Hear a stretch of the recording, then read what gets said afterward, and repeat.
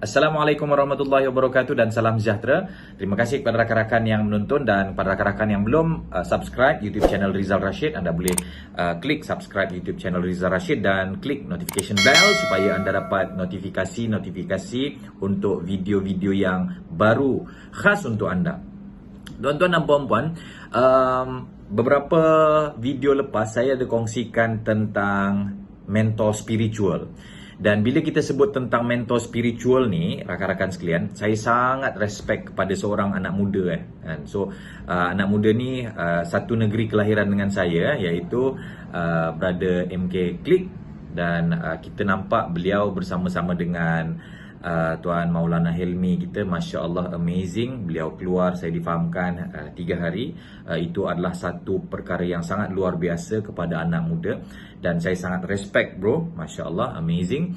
Dan bila kita sebut tentang mentor spiritual ni kan, dan apa kaitannya tentang apa yang bro MK lakukan, saya teringat masa saya first dulu sampai ke Semenanjung. Saya berhijrah ke Semenanjung pada tahun 2006. Dan masa tu tuan-tuan dan puan-puan, saya kata dalam diri saya kata, oh aku nak pergi Semenanjung, aku nak cari kerja, aku nak build my own career. Dan masa tu saya kata, wah aku kalau dapat gaji 1,700, wah best ni.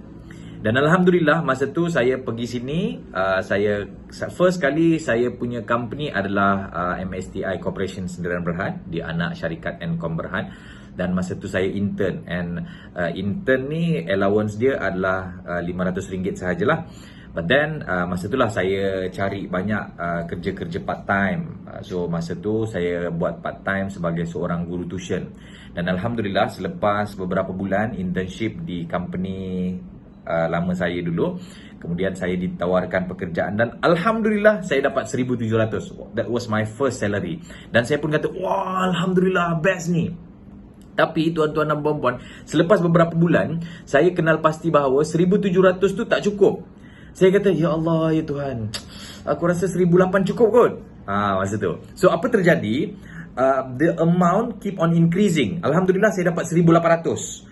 Dan masa tu dapat 1,800, saya kata macam, ya Allah, macam tak cukup lah, aku nak lagi ni. Ni kalau 2,000 cukup ni. Dan Alhamdulillah tuan-tuan dan puan-puan, selepas saya berhijrah ke organisasi lain, dapat gaji seperti yang saya nak, Alhamdulillah. Dan again, perasaan tu still sama. Dan saya kata, oh mungkin dekat KL kot, 2,000, 2,200 mana cukup, agaknya mungkin 3,000 kot. Last kali, bila dah sampai 3,000 pun sama, feel dia still the same. Dan akhirnya saya kata, oh ni aku rasa mungkin aku punya gaji perlu naik 4,000 rasanya. Dan Alhamdulillah saya dapat reach gaji itu. Tapi again rasa tak puas. Selepas beberapa bulan, selepas beberapa ketika, rasa tak puas. Macam tak cukup lah gaji 4,000 ni, apa lagi? Dan akhirnya saya tahu sebenarnya figure tu bukan menjadi ukuran untuk kepuasan hati kita. Dan akhirnya saya pun kata, oh mungkin aku ni perlu naik jadi timbalan ketua jabatan kot. Masa tu. Dan Alhamdulillah saya dinaikkan jawatan, saya dinaikkan pangkat sebagai timbalan ketua jabatan. Dan wah, kita rasa macam, oh puas, best. And yet, rakan-rakan sekalian, selepas beberapa ketika saya rasa macam, ini je ke rasa dia kan? Dan kemudian saya pun fikir, aku rasa bukan jawatan ni, ataupun mungkin jawatan ni kalau aku dapat ketua jawatan mungkin okey. Dan Alhamdulillah dinaikkan ke ketua jawatan. Rasa dia selepas beberapa ketika sama juga. Macam kenapa dia rasa macam tak fulfill, ataupun ada something missing dalam hati kita. Dan kemudian saya pun kata, gaji Alhamdulillah apa yang saya nak saya dapat. Alhamdulillah. In terms of jawatan, Alhamdulillah apa yang saya nak saya dapat, Alhamdulillah. Tapi again, it need process. Dia bukan setahun, bukan 2 tahun. Dia puluhan tahun, 10 tahun. So akhirnya saya kata, oh aku ni kena buat business kot. Barulah aku rasa macam puas, barulah kekosongan hati tu terisi kan. Dan again, Alhamdulillah, saya berhenti kerja dan saya buat full time business. Dan masa saya buat business tu saya rasa macam, wah rasa puas, this is what I'm looking for. Ini benda yang aku cari selama ni. Dan yet tuan-tuan dan puan-puan, selepas beberapa ketika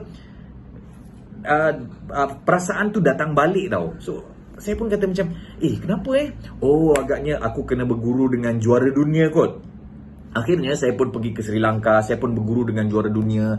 Dan bukan itu sahaja, saya berguru dengan ramai master-master ataupun expert yang berada di luar sana. Kita invest banyak ribu lah banyak ratusan ribu, Masya Allah. So bila kita invest, bila kita belajar dengan guru-guru di dalam dan luar negara, saya pun kata macam, wah puas, Alhamdulillah, mungkin ini yang aku cari, Alhamdulillah.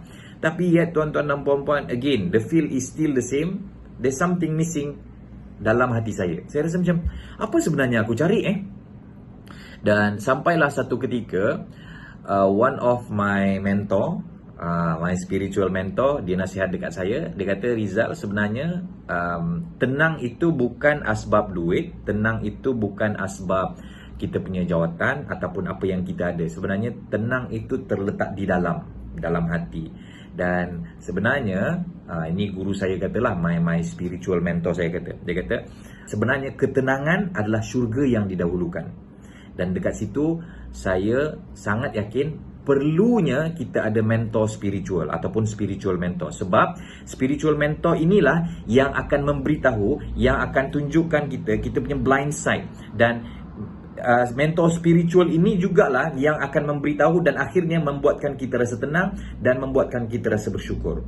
Dan again, tahniah kepada MK sebab anda adalah seorang anak muda yang sangat luar biasa. Dan insya-Allah kita doakan beliau istiqamah. Dan insya-Allah kita juga sama-sama berdoa agar kita semua, anda semua yang menonton ini, mempunyai mentor spiritual. So again, mentor spiritual ni saya sangat sarankan orang-orang yang memang berilmu. Dan saya sarankan untuk anda cari mentor spiritual yang anda boleh bertalaki ataupun berdepan. Dia bukan YouTube ataupun sheikhgoogle.com. Jadi tuan-tuan dan puan, again, dalam hidup kita kadang-kadang apa yang kita capai itu bukan sebenarnya apa yang kita nak. Kadang-kadang duit ringgit yang kita rasa itu menenangkan, sebenarnya itu akan menjadikan kita tambah haus. Dan kadang-kadang kita rasa jawatan itu bagus untuk kita, tapi sebenarnya kadang-kadang jawatan itu memenatkan untuk kita. So, kalau sekiranya ada something missing dalam hati kita, carilah mentor spiritual. Semoga bermanfaat. Assalamualaikum warahmatullahi wabarakatuh dan salam sejahtera.